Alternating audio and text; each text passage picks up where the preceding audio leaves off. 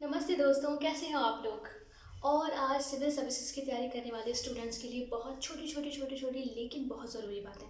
सबसे पहली बात, नोट्स छोटे बनाओ। जी हाँ, और ऐसा मत करो कि क्लास में आप लिख रहे हो एकदम रफ राइटिंग में और फिर रूम पे जाके आप उसको फेयर कर रहे हो। नहीं, ऐसी आदत डेवलप करो कि जो टीचर बोल रहे हैं क्लास में आप उसको वहीं फेयर लिखो और सिंबॉलिक तरीके से लिखो कि आपको समझ में आ जाए कि हाँ, ये सेंटेंस कैसे पूरा होगा। शॉर्ट में लिखो ताकि उसको रिवाइज कर सको। दूसरा पॉइंट है कि जितना पढ़ते हो उसका कम से कम डबल रिवाइज करो। अगर एक चैप्टर पढ़ रहे हो तो उसको 2 बार आपको रिवाइज करना ही है। अगर आप रिवाइज सही तरीके से करते हो तो आप अपने अंदर एक कॉन्फिडेंस फील करोगे और वो कॉन्फिडेंस ही आपको आगे ले जाएगा। अगर रिवाइज नहीं करोगे तो आपकी पूरी तैयारी बेकार है, आपको रिसर्च नहीं करनी है। तीसरी चीज़ है कि social media, friends, party, gathering, जो भी आपकी मस्ती है, तफरी है, उसका इंटेलिजेंट यूज़ करिए। इंटेलिजेंट यूज़ से मेरा मतलब है कि हम एक इंसान हैं, हम मशीन की तरह काम नहीं कर सकते। मशीनें भी लगातार काम नहीं करती, मशीनों को भी रिपेयरिंग की ज़रूरत होती है। तो अपने माइंड को अच्छे तरीके से काम कराने के लिए, उसको रिफ़्रेश करने के लिए आप इन सब टूल्स का प्रयोग करिए। कोई भी टूल हो सकता है।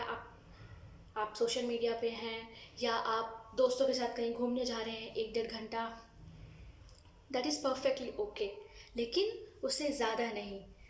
डेली का टारगेट आप फिक्स करें और टारगेट ऐसा नहीं कि मैं 9 घंटे 10 घंटे एक साथ पढ़ूंगी या पढ़ूंगा, नहीं। छोटे टारगेट, अचीवेबल। जब कुछ अचीव होगा तो वो दिमाग में जो विचार आएगा ना कि ये मैंने अचीव कर लिया, वो आपके अंदर एक कॉन्फिडेंस जनरेट करेगा और ये कॉन्फिडेंस ही आपको आगे लेके जाएगा। अगला है कि आप जो मॉक टेस्ट देते हैं उस मॉक टेस्ट से बहुत ज़्यादा प्रभावित ना हो। कई दफ़ा ऐसा होता है कि कुछ बच्चे मॉक टेस्ट में बहुत अच्छा परफॉर्म करते हैं लेकिन फिर रियल पेपर में पास नहीं हो पाते, या कई लोग बहुत पुअर परफॉर्म करते हैं बट फिर भी पास हो जाते हैं। तो मॉक टेस्ट में जो परिणाम आ रहा है उसका सीधा संबंध इस बात से नहीं है कि आप एक्चुअल पेपर में कैसा परफॉर्म करेंगे। लेकिन तो फिर मॉक टेस्ट का यूज़ क्या है? मॉक टेस्ट का पर्पज़ है कि आप ये एनालाइज़ करें कि आप गलतियाँ कहाँ कर रहे हैं। जैसे कि मेरा ये एक्सपीरियंस था कि मैं जो गैस करती थी वो बिल्कुल ख़राब करती थी, मेरा गैस वर्क बिल्कुल अच्छा नहीं था और बहुत अनफॉर्चुनेट है कि मैं पास नहीं हो पाई। उसके बावजूद मैं आपको ये बातें बता रही हूँ। मैं आपको किसी भी भ्रम में नहीं रखना चाहती। मैं पास ज़रूर नहीं हुई लेकिन मैं आपको इतनी छोटी-छोटी और इतनी ज़रूरी चीज़ें बता सकती हूँ जो आपके लिए बहुत ज़रूरी हैं।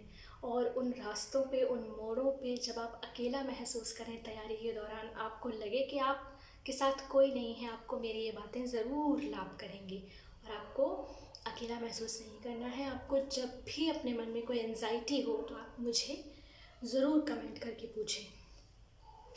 तो मेरा जो पॉइंट था कि आप मॉक टेस्ट से डायरेक्ट प्रभावित ना हो, केवल उनको एनालाइज करें और ये जानने की कोशिश करें कि आप कहाँ गलतियाँ कर रहे हैं। जैसे कि अगर आप पीटी की बात करते हैं तो पीटी में कुछ पोर्शन होते हैं जिनके क्वेश्चंस मुझसे गलत हो जाते थे, जैसे कि आर्ट एंड कल्चर या एनवायरनमेंट। मैंने इकोनॉमिक्स के क्वेश्चन कभी गलत नहीं किए, मैंने पॉलिटी के क्वेश्चंस कभी गलत नहीं किए। तो उन पोर्शंस को पहचानें और फिर उन पोर्शन को मजबूत करने के लिए आप कोई अलग स्ट्रैटेजी अपनाएं। जैसे कि कोई टॉपिक है, आप बार बार उसमें कंफ्यूज होते हैं, तो आप उसको एक लिस्ट की फॉर्म में बना लें और एक बहुत छोट एक एक सिंगल पेपर पे आप सारे नोट्स बना लें ताकि उसको आप जब चाहें जितनी बार चाहें रिवाइज कर सकें। इस तरीके से आप उन सेगमेंट्स में अच्छे हो सकते हैं जहां आप गलती करते हैं। इसके बाद ढेरों चीज़ें हैं। इमोशनली आप बैलेंस रहें, किसी से बहुत ज़्यादा अटैच ना हो, बहुत डिटैच होके भी ना रहें, आइसोलेटेड होके तैयारी ना करें। ये सबसे ख़राब तरीका है तैयारी करने का। हालांकि कुछ लोग होते हैं लेकिन वो इतने फर्म डिटर्मिन्ड होते हैं कि उनको पता होता है कि वो 1 से 2 साल में पेपर निकाल लेंगे, इसलिए वो अलग हो जाते हैं। लेकिन अगर आप 2-3 साल तक भी पेपर नहीं निकाल पा रहे हैं और आप अलग रह कर तैयारी कर रहे हैं तो अपने डिसीजन को बदलिए, अपना एक ग्रुप बनाइए, कुछ दोस्तों को अपने ग्रुप में शामिल करिए कुछ ऐसे दोस्तों को जो आपको पढ़ने में भी मदद करें और आपके माइंड को रिफ़्रेश करने में भी। परिवार से भी कांटेक्ट बना के रखें। निराशा को अपने घर अब अंदर जगह न दें। सबसे आखिरी बात, पेपर है, जीवन नहीं। जीवन से बढ़ के कुछ भी नहीं। अपना ध्यान रखें। नमस्ते।